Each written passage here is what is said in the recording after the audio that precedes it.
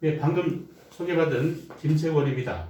오늘 제가 말씀드릴 것은 조선의 청백리와 정약용의 목민심서입니다. 네, 2시간 동안 여러분과 함께 얘기를 나누겠습니다. 다음. 말씀드린 순서는 시작하면서 조선의 청백리, 청백리 정신, 정약용과 목민심서 마치면서 순입니다. 다음. 우리 사회는 아직도 부정부패가 근절되지 않고 있습니다. 여러분도 잘 아다시피 뇌물 수수, 부정청탁, 채용 비리, 법화의 사적 사용 등이 신문에 자주 오르내리고 있고, 특히 권력형 부패가 우리 사회의 가장 큰 문제입니다. 부패에 대해 좀 말씀드리면, 영국 빅토리아 여왕 시절에 수상을 했던 글래드 스톤이라는 사람은 부패는 망국의 지름길이라고 했습니다. 또한 1887년에 영국의 정치인이자 역사가인 액튼 경은 권력은 부패하기 마련이며 절대 권력은 절대 부패한다고 얘기했습니다. 아울러서 2018년에 국제투명성기구가 발표한 논문에 의하면 부패는 민주주의의 건강성을 교란시킨다고 정의했습니다. 그리고 국제투명성기구 관리이사인 패트리샤 모레나는 부패는 민주주의 제도를 약화시키고 허약한 민주주의는 부패를 통제하기에 역부족이다라고 말했습니다. 이렇게 부패는 우리 사회, 국가를 좀먹고 있는 큰 해악된 요인입니다. 다음. 그러면 1993년에 설립된 국제투명성기구가 해년마다 세계의 부패인식 지수를 발표하고 있는데 2021년에는 180개국 중에서 공동 1위로 덴마크, 핀란드, 뉴질랜드, 12위는 홍콩, 공동 18위는 우루과이, 일본이었습니다. 우루과이는 우리가 이번에 같이 월드컵 축구를 했죠. 그리고 한국은 공동 32위입니다. 같이 축구를 했던 포르투갈하고 같이 공동 32위를 했습니다. 이 공동 32위는 2016년에 52위에서 꾸준히 향상되었지만 세계 경제 규모가 우리나라가 12위인데에 비해서 아직도 가야 할 길이 멉니다. 그래서 저는 오늘 조선의 청백리와 정약용의 목민심서에서 청렴으로 가는 길을 찾고자 합니다.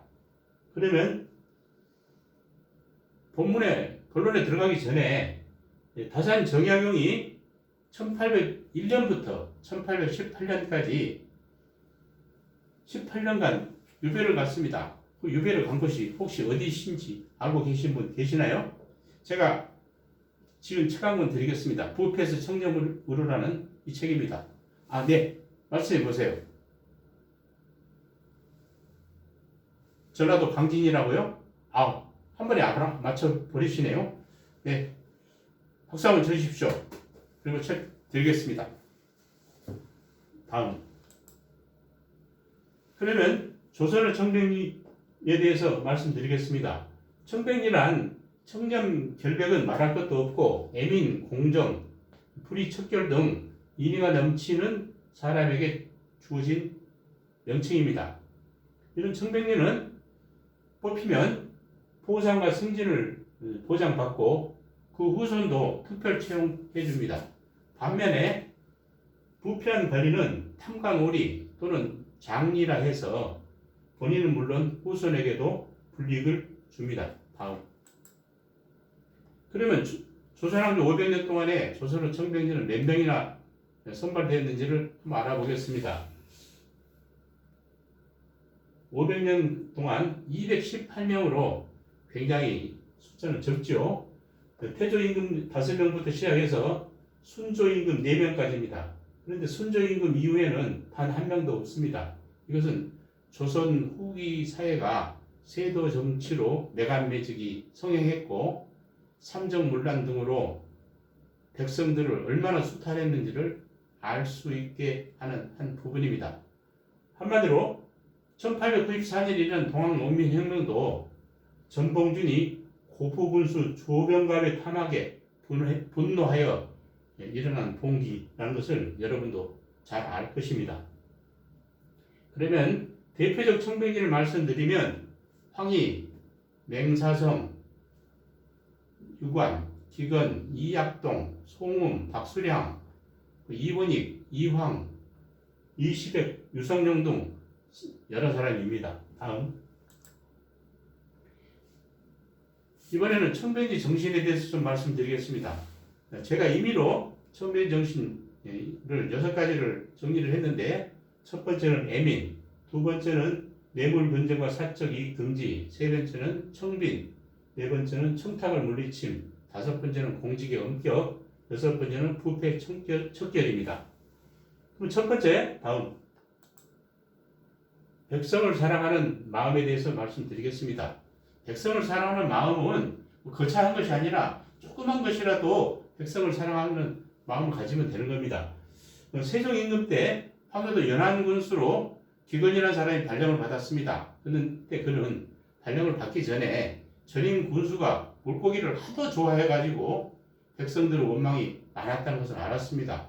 그래서 그는 임기 3년 동안 물고기를 전혀 안 먹고 술도 안 마셨습니다. 임기가 끝나자 송별을 열었는데 그때는 술도 엄청 먹고 물고기도 많이 먹었다고 합니다. 그 이후에 세종 임금이 기건을 제주 목사로 발령을 했는데 기건은 다시 해녀들이 전복 잡는 것을 고생한 것을 알고 전복을 안 먹었다고 합니다. 다음. 두 번째는 뇌물근절입니다. 뇌물근절의 대표적 사례는 사지라는 그 단어가 있습니다. 중국 후한 시절에 양진이라는 사람이 형주 자사, 요즘 같으면 경기도 지사 정도 같은 벼슬입니다. 그 발령이 났을 때 창읍 군수인 왕밀이라는 사람이 밤중에 양진을 몰래 찾아왔습니다. 그러면서 그는 황금 10근이 든 보따리를 하나 내놨습니다. 그래서 양진이 물어봤습니다. 이게 무엇인가? 그랬더니 왕밀이 밤이라서 아무도 모릅니다. 그랬습니다.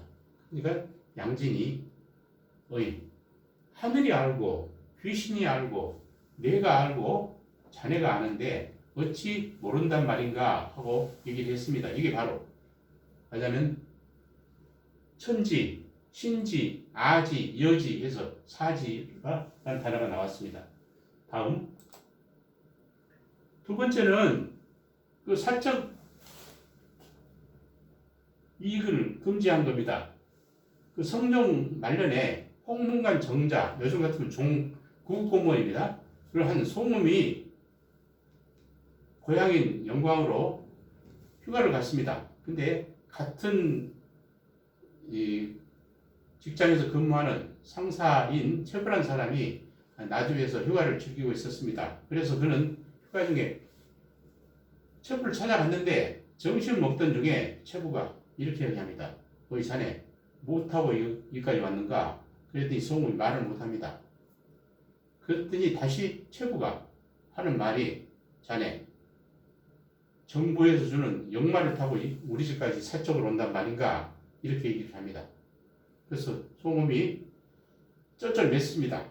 그런데 휴가가 끝나고 나서 조정에 올라간 최부가 송음을 탄핵을 했고 송음은 파직되었습니다. 이런 일화가 허균의 아버지인 허엽이 쓴 전원왕행록에 나옵니다. 이런 초기의 그 실수를 교훈 삼아서 송음은 청변리를 7번이나 했고 산마타수가 되었다고 합니다. 다음. 세 번째는 청빈입니다. 청빈은 너무나 잘 알고 있을 겁니다만은 대표적인 사례 몇 가지만 얘기하면 첫 번째, 그 고위 관료가 장례 치는 비용도 없어가지고 정부에서 그걸 내줬습니다. 또한 은퇴 후에도 집이 마땅치 않아서 초가집에 산 예가 바로 오리 이원익의 예입니다. 다음.